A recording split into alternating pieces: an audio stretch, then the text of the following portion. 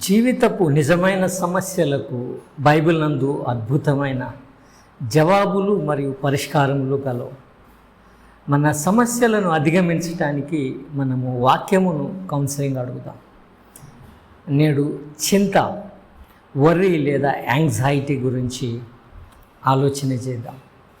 చింత, దిగులు, బాధ, బెంగ, ఆవేదన, ఆందోళన, దుఃఖము, ఇలా చింతకు చాలానే పేర్లు ఉన్నాయి. ఏదో తెలియని బాధతో నేడు మనిషి బ్రతుకుతున్నాడు. బహుశా అతని చింతకు కారణాలు అభద్రత, ఒంటరితనం, భవిష్యత్తును గూర్చిన భయము, లేమి, లోటు, రోగములు, తన రూపములోని లోపములు, తన వారిని గూర్చిన ఆలోచనలు, ఇతరులతో సంబంధాలు దెబ్బతినుట మరియు అనుకోనకుండా వచ్చిపడు ఉపద్రవములు, ఇలా అనేకమైన విషయాలు ఒకరిలో చింతను లేదా బెంగను కలగజేస్తాయి. అయితే అనేకసార్లు చింత నిష్కారణమైనదని దేవుని వాక్యం నుండి మనం గ్రహించవచ్చు. అపోహతో మనము నిష్కారణమైన చింతకు గురి అవుతూ ఉన్నాం. నిష్కారణమైన చింతకు కారణములు ఆలోచన చేద్దాం. అనవసరపు, నిష్కారణమైన మరియు ఊహాత్మకమైన చింతకు కారణాలు ఏమంటే, ఒకటి, కలిగినది చూడక లేని దాన్ని గూర్చి ఆందోళన, బెంగ పడుట సరికాదు. నీకు ఎన్నో వనరులు, సదుపాయాలున్నా ఇతరులకు ఉన్న వాటితో పోల్చుకొని లేదా నీకు లేని వాటిని తలంచుకొని నీవు కృంగిపోవచ్చున్నావేమో తెలుసుకో. రెండవది, వాస్తవాన్ని గుర్తింపగా అవాస్తవాలకు భయపడుట సరికాదు. ఒకవేళ నీవు నీ పరిస్థితిని భూతద్దంలో చూస్తున్నట్లయితే అది పెద్దగాకుపడుతుంది. ఆ సమస్య నీకన్నా మాత్రమే కాదు, నీకు సహాయం చేయుచున్నా, నీకు సహాయం చేయ వాగ్దానం చేసిన నీ దేవుని కన్నా కూడా పెద్దగా నీవు చూసినట్లయితే ఆ చింత మరింత రెట్టింపు అవుతుంది. జాగ్రత్త, నీ సమస్య వాస్తవంగా గొప్పదేమీ కాదు, నీ దేవుడు చాలా గొప్పవాడని ఎరుగుము. 3, చింత పట్ల సానుకూల దృక్పథం వీడి ప్రతికూల పరిస్థితులను ఎల్లప్పుడూ ఊహించుకోవడం సరికాదు. నాకు అస్సలు కలిసి రావడం లేదు, నాకు మంచి అంటూ జరగదు, ఇదంతా కూడా నా కర్మ అనేటటువంటి దృక్పథము లేదా కర్మ సిద్ధాంతము నిన్ను కృంగజేస్తుంది. జాగ్రత్త. 4వది, ఎవరో నిన్ను గూర్చి ఏమో అనుకుంటున్నారనే చింత సరికాదు. వాస్తవంగా ఎప్పుడు ఎవరో ఒకరు నీ గురించి ఏదో ఒకటి అనుకుంటారు లేదా అంటారు. అయినా కూడా నీవు కుంచుకోవాల్సిన పని లేదు. వాస్తవంగా శ్రేష్టమైన మనుషులకు మరొకరి గూర్చి చెడుగా ఆలోచించేంత సమయము ఉండదు, ఎరుగు. ఒకవేళ చెడ్డ మనుషులు నీ గురించి ఏమనుకుంటే ఏమీ పట్టించుకోవద్దు. అంటే పరిస్థితులను భూతద్దంలో పెద్దగా చూచుకొనటం మనోవ్యాకులానికి కారణం కావచ్చు. జాగ్రత్త. అయితే దీని వెనక ఉన్నది మాత్రం సాతానుడని తెలుసుకో. చింతకైన అర్థములు మరియు అనర్థములు తెలుసుకుందాం. కొండ మీది ప్రసంగంలో ప్రభు అంటారు, అందువలన నేను మీతో చెప్పున్నదేమనగా, ఏమి తిందుమో ఏమి త్రాగుదుమో అని మీ ప్రాణమును గూర్చేయనను, ఏమి ధరించుకుందుమో అని మీ దేహమును గూర్చేయనను చింతింపకుడి. మత్తయి సువార్త 7:25. కొండ మీది ప్రసంగంలో ఆత్మీయ విషయాల కన్నా ఎక్కువ సమయం ఈ భౌతిక విషయమైన చింతను గూర్చి ప్రభు హెచ్చరించుట గమనించదగినది. ఎందుకంటే ఇది ఆత్మీయ జీవితాన్ని చాలా ప్రభావితం చేస్తుంది. కాబట్టి చింతను వీడాలని ప్రభు హెచ్చరిక చేస్తూ ఉన్నారు. చింత అంటే వాక్యం ప్రకారం ఏమో చూద్దాం. మొదటిగా, చింత అజ్ఞానము లేదా దేవుని ఎరగకపోవుట. ఒక పరిస్థితుల్లో నీవేమీ చేయలేకపోతే చింతపడతావు. అయితే నీవేమీ చేయలేనప్పుడు ఎందుకు చింతించటం? దేవునికి అప్పగించుకో. ఒకవేళ నీవేదైనా చేయగలిగితే అప్పుడు కూడా ఎందుకు చింతించటం? చేయవచ్చు కదా. నీవు దేవుని ఎరిగినట్లయితే మరి చింతించటం ఎందుకు? దేవుని వద్దకు వెళ్ళు, దేవునిపై ఆధారపడు. నీవు దేవుని ఎరిగినప్పుడు, ఆయన ప్రేమను ఎరిగినప్పుడు, ఆయన శక్తిని ఎరిగినప్పుడు ఎంత మాత్రము చింతించవు. చింతించుచున్నావంటే నువ్వు దేవుని ప్రేమను, శక్తిని నువ్వు ఎరగలేదు. రెండవది చింత, గుడ్డితనము. ఆకాశ పక్షులను చూడుడి అంటారు ప్రభు. అవి విత్తవు, కోయవు, కొట్లలో కూర్చుకొనవు, అయినా ప్రభు వాటిని పోషిస్తున్నారు కదా. చింత దేవుని సంగతులను ఎరగని అజ్ఞానమే కాదు, ఆయన కార్యాలను చూడలేని గుడ్డితనమని వాక్యం హెచ్చరిక చేస్తూ ఉంది. దేవుడు ఆకాశ పక్షులను పోషించుచున్నాడు, మరియు అడవి గడ్డిని అద్భుతంగా అలంకరించుచున్నాడు. కానీ మనం చూడలేకపోతున్నాం, గ్రహింపలేకపోతున్నాం. ప్రభువు చూపుచున్నట్లుగా పరిస్థితులను మనం చూడగలిగితే, ప్రభువు చూపుచున్నటువంటి దృశ్యాలను చూచి పాఠాలు నేర్వగలిగితే మనకు ఒక గొప్ప నిశ్చయత కలుగుతుంది. ప్రభువారు ప్రకృతిని చూపి ఆత్మీయమైన పాఠాలు నేర్పిస్తున్నారు. అదే సమయంలో ప్రకృతి ప్రభువును చూపి ఆయన వద్దకు మనల్ని నడిపిస్తూ ఉంది. ఆయన ఉనికిని తెలియచేస్తూ మనల్ని బలపరుస్తుంది. ఎరుగుదాము. మూడవది చింత, అవిశ్వాసము. ప్రభు అంటారు మత్తయి సువార్త 6:30, అల్ప విశ్వాసులారా, మీకు మరి నిశ్చయముగా వస్త్రములు ధరింపచేయను కదా. చింత అల్ప విశ్వాసమే కాదు, అవిశ్వాసము కూడా. చింత దేవుని కార్యాలను చూడనీయకపోవడమే కాదు, ఆయన మాటను నమ్మనీయదు కూడా. చింత విశ్వాసిని అవిశ్వాసిగా మారుస్తుంది. ప్రభు ఇక్కడ అడవి గడ్డిని ఉదాహరణగా చూపుచు, సొలొమోను సైతము తన సమస్త వైభవంతో ఈ గడ్డి పువ్వులలో ఒకదాని వలెనైనా అలంకరింపబడలేదు అనుట, ప్రభు ఎంత అందముగా గడ్డి పువ్వును అలంకరించారో తెలియచేయుట. విత్ ఆల్ హిజ్ స్ప్లెండర్, సొలొమోను తన సమస్త వైభవంతో, తన సౌందర్యంతో గడ్డి పువ్వుకు సాటి లేదు. కారణము, గడ్డి పువ్వుకి సాటి రాకపోవడానికి కారణం, అంత అందము గడ్డి పువ్వుకు దేవుని వైపు చూడడాన్ని బట్టి కలిగింది, దేవునిపై ఆధారపడడాన్ని బట్టి కలిగింది. కాబట్టే ఆ గడ్డి పువ్వుకు సొలొమోను సాటిగా లేదు. తన వైభవం అంతటిని అతడు కూర్చుకున్నా కూడా.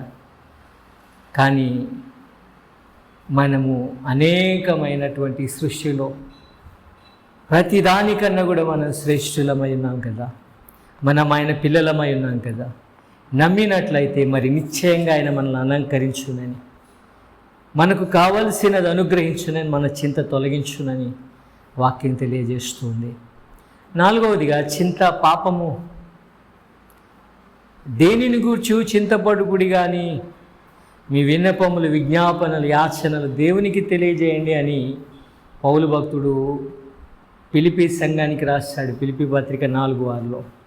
దేనిని గూర్చి చింతపడొద్దు అంటాడు భక్తుడు. కారణం, ప్రభు త్వరగా వస్తూ ఉన్నారు. కారణం, చింతపడకుండా మనం చేయదగిన ఒక పని ఉంది.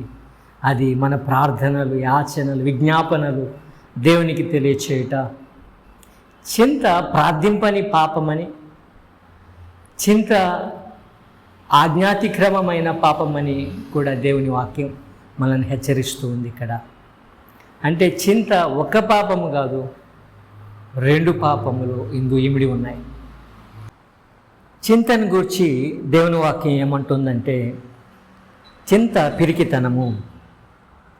పిరికివారు దేవుని రాజ్యమునకు పాత్రులు కారని దేవుని వాక్యం సెలవిస్తుంది. చింత నీవు వాడకుండానే నీ ఓటమును ప్రకటిస్తుంది. అందుకే వాక్యం అంటుంది, మరలా భయపడటకు దేవుడు పిరికితనం గల ఆత్మను మనకి ఇవ్వలేదు, కానీ అబ్బా తండ్రి అని మొరపెట్టు దత్తపుత్రాత్మను ప్రభు మనకిచ్చారు. నువ్వు కుమారుడు కాబట్టి నీ ఆధిక్యత నెరువు, అప్పుడు నీ చింత దూరం అవుతుంది. 6వదిగా చింత అనవసరము. మానవుని జీవితంలో మరియు గృహంలో అనేకమైన అనవసరపు వస్తువులు పేర్కొని పోతూ ఉంటాయి. వాస్తవంగా మనం వాటిని కొనుక్కొని తెచ్చాం. ఒక మారు అది బాగానే ఉపయోగపడింది, అయినా సరే ఇప్పుడు అది భారం కాబట్టి ముఖ్యమైన వస్తువులు, విలువైన వస్తువులు త్వరగా కనుగొనాలి అని అంటే అనవసరమైన వాటిని నువ్వు వదిలించుకోనాలి. కాబట్టి నీ హృదయంలో చింత కూడా ఒక అనవసరమైన వస్తువు, ఆత్మీయ నష్టాన్ని కలిగించేది. అందుకే చింతపడుచున్న మార్తతో ప్రభు అంటారు, మార్తా, నీవు అనేకమైన పనులను గూర్చి విచారము కలిగి తొందరపడుచున్నావు, కానీ అవసరమైనది ఒకటి. లూకాసు వార్త 10:41. ప్రభు దృక్పథంలో మరియ ఉత్తమమైనది కోరుకున్నది. ఇక్కడ ఉత్తమమైనది అంటే చింతను వీడి ప్రభు పాదాలపై పడుట, ఆయన మాటలతో సేదదీరుట.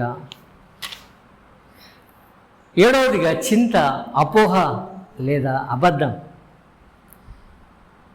చింతించకుందుమని మీ మనస్సులో నిశ్చయించుకొనుడి అని దేవుని వాక్యం తెలియజేస్తుంది. లూకాసు వార్త 21:14. మన చింతకు వాస్తవ కారణం సాతాను చెప్పు అబద్ధాన్ని మనము నమ్ముట. చింత ఒక సాతాను చెప్పిన అబద్ధము. 8వదిగా చింత భయము నుండి పుట్టినది. అందుకే వాక్యం అంటూ ఉంది, రేపటిని గూర్చి చింతింపవద్దు. మత్తయి సువార్త 6:34. రేపటిని కూర్చిన భయం మానవ నిస్తేజంగా మారుస్తుంది. నేడు కాపాడిన దేవుడు రేపు కూడా నిన్ను కాపాడునని ఎరుగు. రేపేమవుతుందోనని, రేపు ఎలా బ్రతకాలో అని మానవుడు చింతపడుతూ భయపడిపోతూ రేపటిని గురించి తలంచి ఆందోళన పడుతూ ఉంటాడు. రేపేమవుతుందో ఎరగాలని తలంచిన సౌలు దేవుడు చెప్పలేదని దయ్యాన్ని ఆశ్రయిస్తున్నాడు.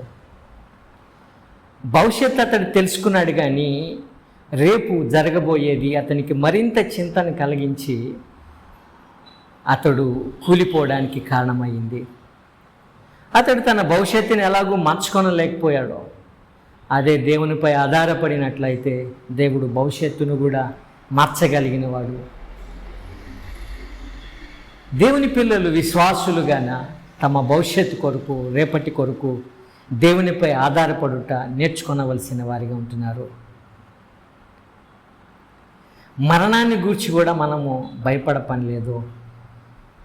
మరణము మరింత సురక్షితమైన ప్రభు చేతుల్లోనికి మాత్రమే మనల్ని నెట్టగలదు, అంతకు మించి ఏమీ చేయలేదు. 9వ విషయం, చింత జీవితపు ప్రాధాన్యతలను ఎరగనిది. మత్తయి సువార్త 6:33 ప్రభు అంటున్నారు, కాబట్టి మీరు ఆయన రాజ్యమును నీతిని మొదట వెదుకుడి. మానవుడు నేలమన్ను మరియు దేవుని ఊపిరి, భౌతికమైన వాడు మరియు ఆత్మీయమైన వాడు గనుక అతనికి భౌతిక అవసరతలు ఉన్నాయి, ఆత్మీయ అవసరతలు ఉన్నాయి. అయితే భౌతిక అవసరాల మీదే దృష్టి పెట్టి ఆత్మీయమైన అవసరాలను అతను నిర్లక్ష్యం చేస్తూ చింతను పెంచుకుంటూ ఉన్నాడు.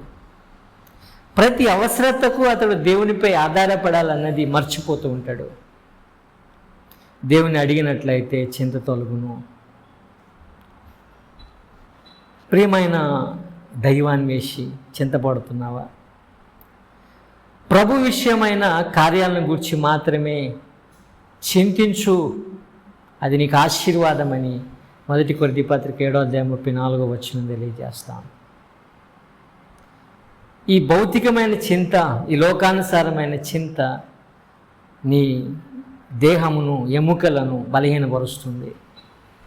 ప్రభువా, మేము నశించిపోవచ్చున్నాము, నీకు చింత లేదా అంటూ గలిలయ సముద్రంలో చిన్న దోణిలో ఎగసిపడిన పెద్ద అలలను చూచి, గొప్ప తుఫానును చూచి ప్రభు శిష్యులు పెద్ద కేక వేశారు, మేము నశించిపోవచ్చున్నాము, నీకు చింత లేదా ప్రభువా అంటున్న మానవాళితో దేవుని వాక్యం ఏమంటుందంటే, ఆయన మిమ్మును గూర్చి చింతించుచున్నాడు గనుక మీ చింత యావత్తూ ఆయన మీద వేయండి. 1 పేతురు 5:7. చింతించుచున్న మనిషిని బట్టి ప్రభు నిశ్చింతగా ఉండలేకపోయాడు. పరమును వీడి మానవుని చింత తన మీద వేసుకొనడానికి, శిలువ యాగముతో పరిష్కరించడానికి ప్రభువే మన కొరకు దిగి వచ్చాడు.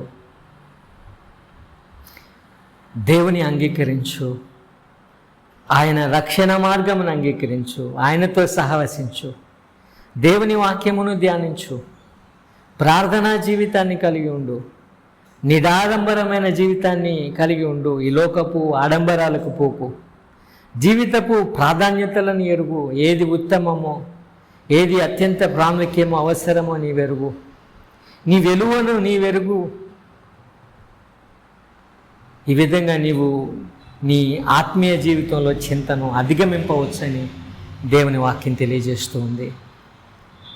చింతను ఈ రీతిగా అధిగమించవచ్చు, చింతకు దూరంగా నీవు జరగవచ్చు. నీ చింతలో దేవునిపై నీవు ఆనుకున్నట్లయితే నువ్వు సేద తీరవచ్చునని దేవుని వాక్యం తెలియజేస్తోంది.